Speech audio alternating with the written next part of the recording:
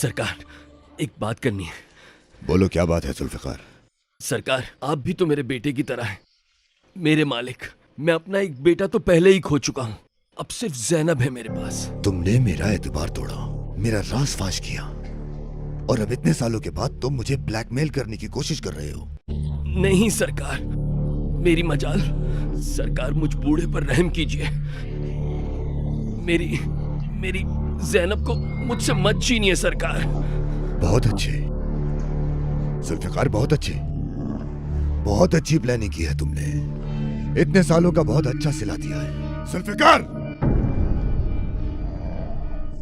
उस लड़की को यहां से दूर कर दो।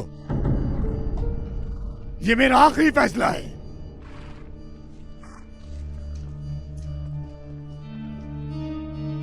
दोगला।